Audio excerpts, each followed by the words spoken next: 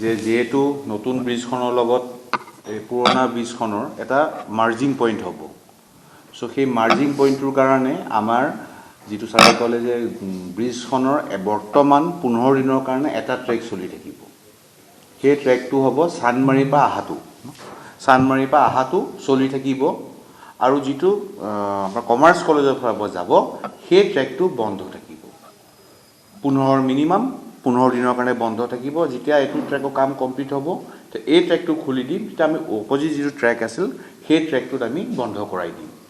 এতিয়া যেহেতু জানে যে এটা ট্ৰেকত দুটা গাড়ী বহুত ট্ৰেক যায় গাড়ী চলে তেতিয়া ট্ৰেফিক কনজেশন বা ফ্ৰী ফ্লো ট্ৰেফিক মুভমেন্টটো অলপ বাধা হয় সেইকাৰণে মই আপোনালোকৰ থ্ৰু দি গুৱাহাটীবাসী ৰাইজ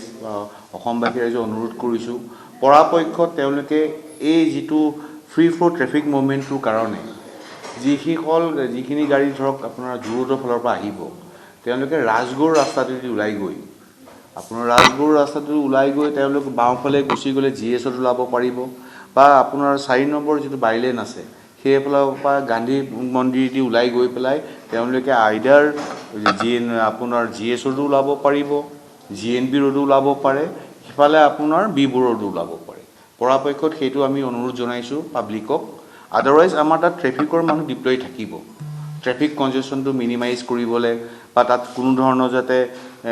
ৰোড সেফটিৰ পৰা কোনো ধৰণৰ ইস্যু নহয় সেইকাৰণে আমি ট্ৰেফিকৰ মানুহ আমি অলৰেডি ডিপ্লয় কৰিছোঁ বা আমি কৰি থাকিম সেইটো হৈছে আপোনালোকৰ যেতিয়া এই সাইড বন্ধ হ'ব উল্টা সাইডটো যেতিয়া বন্ধ হ'ব জানে চানমাৰীৰ পৰা অহা গাড়ীখিনি যে আহিব নোৱাৰিব সেই ব্ৰিজখনৰ ওপৰেদি তাত তেওঁলোক সিধা এমআৰডি ৰোডেদি গুচি যাব পাৰিব গৈ পেলাই যেটো আপোনাৰ কলনী বজাৰ আছে কলনী বজাৰৰ ৰাইট সাইডে গুচি গ'লে আপোনাৰ ৰাজগড় পাব হাতীগড় পাব বা নহলে গৈ সৰু মটৰে হৈ গাড়ীখিনি ওলাই যাব পাৰিব আমি এই বস্তুটো যেটো আমি ডিআৰসি মিটিংৰ ডিসিশন লৈছো আমি এদিন দুদিন ট্ৰায়াল বিশ্ব চাই লওঁ বৰ্তমানলৈকে আমি কোনো ধৰণৰ যিখিনি সিটি বাসেছ আছে কাৰণ আপোনালোকে জানে যে ওচৰত বহুত কিখন কলেজ আছে এতিয়ালৈকে আমি সিটি বাসখিনি ডাইভাৰচনৰ প্ল্যানটো লোৱা নাই যদি কিবা আমাৰ যদি প্ৰথম এদিন যদি অসুবিধা পাওঁ পৰা পিছৰ সময়ত আপোনালোককো জনাই দিম সিটি বাসও আমি যদি দৰকাৰ পৰে তেতিয়াহ'লে আমি ডাইভাৰচনটো ব্যৱস্থা কৰিম আৰু এইটো আজি ৰাতি নিখাৰ পৰা আৰম্ভ হ'ব গতিকে অহা কাইলে